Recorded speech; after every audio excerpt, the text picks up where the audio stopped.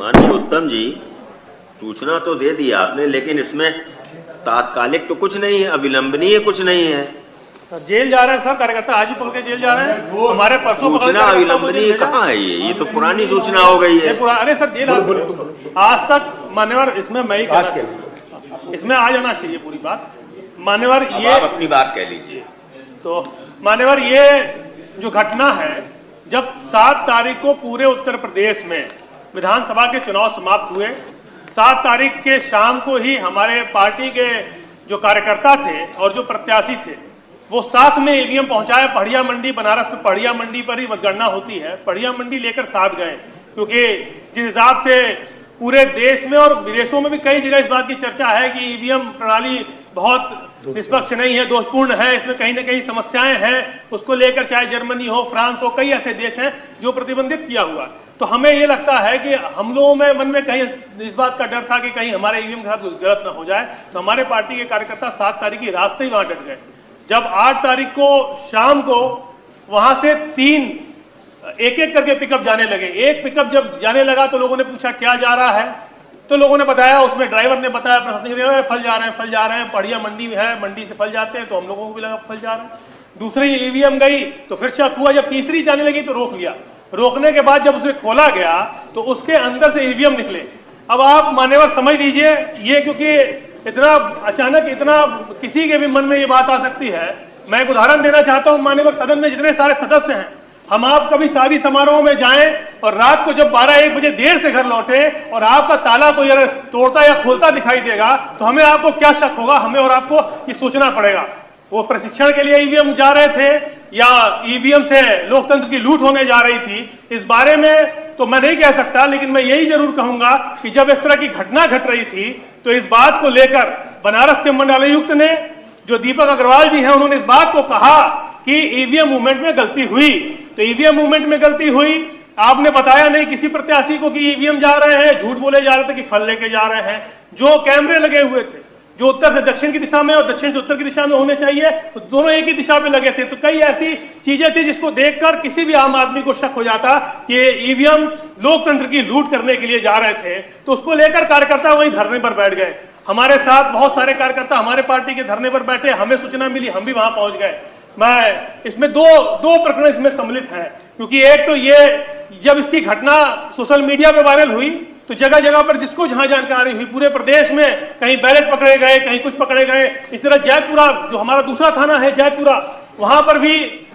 जो लोग थे, आम जनमानस घर से निकल गए कि अरे इस तरह की घटना घट रही है, वो अपने घरों के सामने धरने पर बैठने लगे। तो मैं आपसे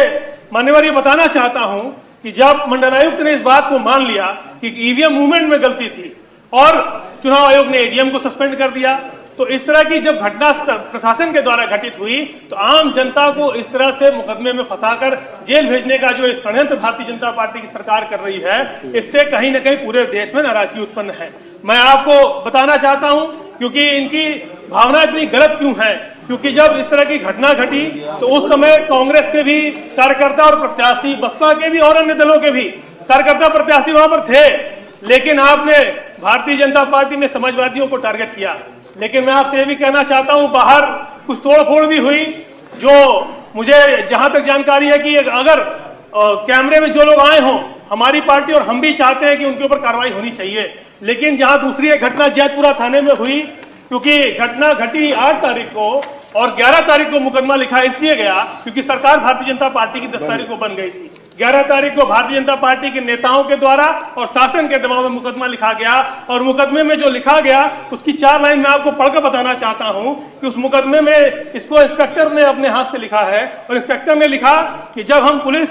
वालों द्वारा उक्त लोगों को मना किया गया, बताया गया कि जनपद वाराणसी में 2022 के दृष्टिगत धारा 144 सीआरपीसी और कोविड एक्ट लागू है, आप भीड़ न लगाएं, चले जाएं। उक्त लोगों ने पुलिस वालों पर ईंट पत्थर चलाने लगे, डंडे लाठी मारने लगे और क्षतिग्रस्त हो गया। लेकिन उसके बाद अगले ही पन्ने पे वो ये भी लिखते हैं कि तत्पश्चात मौके पर पुलिस बल द्वारा हल्का बल प्रयोग करने पर, मान्यवर हल्का बल प्रयोग करने पर भीड़ को हटा दिया गया, आम मार्ग चालू हो गया। तो अब आप ये समझिए कि पुलिस वालों की बात एक तरफ पुलिस लिखती है कि वो जो लोग थे वो एकदम सड़क पे उतर आए, पुलिस को दौड़ाने लगे मारने के लिए, गाड़ी का शीशा फोड़ दिया, एक ड्राइवर का गला दबा दिया और इस तरह की बातें लिखती है। दूसरी तरफ लिखती है कि हल्का बल प्रयोग करने पर मैंने सबको हटा दिया। तो मान्यवर देखिए, इनका कंट्राडिक्शन, अपनी बातों में कंट्राडिक्शन है। पुलिस ने जो बात लिखी, मैं आपसे मान्यवर कहना चाहता हूं कि जो इन्होंने, क्योंकि जो लोग धाराएं हल्की थी, जमानत हो गई, अंतरिम जमानत के बाद जब कोर्ट गए तो धारा 307 बढ़ा दी गई। धारा 307 बढ़ा दी गई, कहा कि ड्राइवर का गला भी दब रहा था, जिसका कोई मेडिकल उन्होंने नहीं लगाया, बिना मेडिकल के ही धाराएं बढ़ा दी, 307 जैसी धाराएं भी लगा दी। मैं आपसे मान्यवर कहना चाहता हूं कि आज सिर्फ समाजवादी पार्टी के लोगों का उत्पीड़न नहीं हो रहा, उसमें आम जनता का भी उत्पीड़न हो रहा है, उसमें व्यापारियों का भी उत्पीड़न हो रहा है। क्योंकि जब ये घटना घटी तो आम आदमी भी सड़क पे निकल के आ गया देखने के लिए क्या हो रहा है। अगर ईटा पत्थर चलाते हुए अगर किसी का भी वीडियो हो तो उसके पक्ष में हम भी नहीं हैं कि अगर कोई ईटा चला रहा हो, कोई पत्थर चला रहा हो, किसी को मार रहा हो, लेकिन जिसका वीडियो फुटेज में कहीं ईटा पत्थर चलाते हुए नहीं है, जो आम नागरिक सड़क पे जो उतर के खड़े हैं, उनका भी अगर वीडियो में आ गया, फुटेज अगर उनके पास आ गया तो उनको भी जेल भेजने का काम किया। मैं आपको बताना चाहता हूं मान्यवर, इसमें पुलिस की क्या मनमानी चल रही है। मैं बड़े अधिकारियों को तो नहीं बात कह सकता, लेकिन छोटे स्तर पे बुला कर कि तुम्हारा वीडियो फुटेज में फोटो आ गया है, 20,000 दो, 50,000 तो छोड़ देंगे, नहीं तो तुमको जेल भेज देंगे। इस तरह की घटनाएं भी मैं मान्यवर आपके सामने बताना चाहता हूं। मान्यवर, मैं आपसे